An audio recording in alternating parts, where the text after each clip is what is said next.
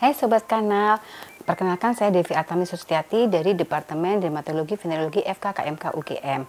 Kali ini kita bahas tentang infeksi menular seksual dan HIV/AIDS. Infeksi menular seksual bisa disebabkan karena jamur, karena virus, parasit, dan karena bakteri. Cara penularan IMS bisa melalui oral seks, melalui anal seks, melalui hubungan seks bebas, dan melalui bayi yang dikandung oleh ibu yang menderita IMS. Kemudian ini contoh IMS pada laki-laki. Misalnya ini kencing nanah yaitu gonore, kemudian ini herpes genitalis, ada koreng kecil-kecil, kemudian ada tumbuh daging pada penis yaitu kutil kelamin, jamur pada glans penis, kemudian ada ulkus, dan ada kutil kelamin di anus, tumbuhnya di anus. Kemudian IMS pada perempuan bagaimana?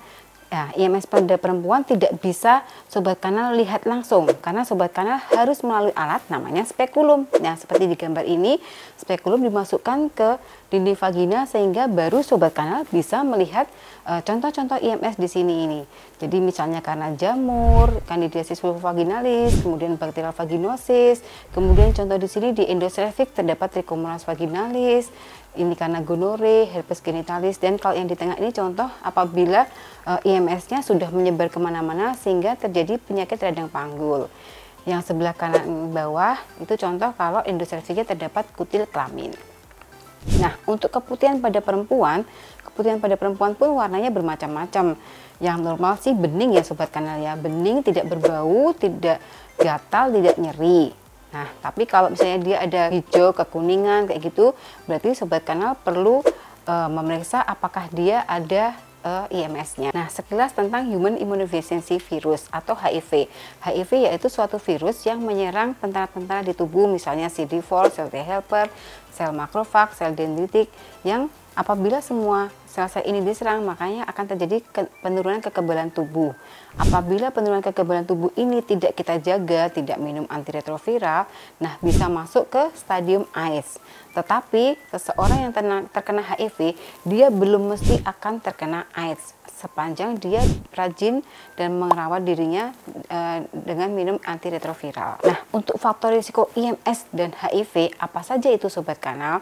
Misalnya berhubungan seksual dengan sesama jenis, kemudian penggunaan narkoba melalui jarum suntik yang bergantian, kemudian hubungan seksual melalui anus, transfusi darah, kemudian ibu hamil ke bayi yang dilahirkan melalui jalan lahir gitu ya, jadi sebaiknya dioperasi sesar, kemudian melalui ASI dari ibu yang HIV positif, jadi seandainya ibunya HIV positif sebaiknya tidak diberikan ASI-nya ke bayinya. Kemudian free sex, jadi hubungan seksual berganti-ganti pasangan seperti itu ya. Kemudian kalau mungkin seorang dokter atau nakes bisa dari jarum suntik dari pasien yang HIV. Tapi ini sebenarnya resikonya cuma 0,23% Sobat Kanal, sehingga sebenarnya dia tidak terlalu besar resikonya ya. Nah, untuk pencegahan HIV-nya gimana? Karena IMS itu pun merupakan pintu masuk untuk kita terkena HIV ya. Nah, pencegahannya ini yang kita jadikan take home message itu ABCD. Saya yakin Sobat Kanal pasti udah sering nih dengan ABCD gitu ya. A, abstinen. Abstinen itu artinya berpuasa. Kalau Sobat Kanal belum mempunyai pasangan seksual, ya diampet dulu, ditahan dulu ya. Kemudian yang B, seandainya Sobat Kanal sudah mempunyai pasangan seksual yang tetap, setialah, be faithful terhadap pasangan seksual itu.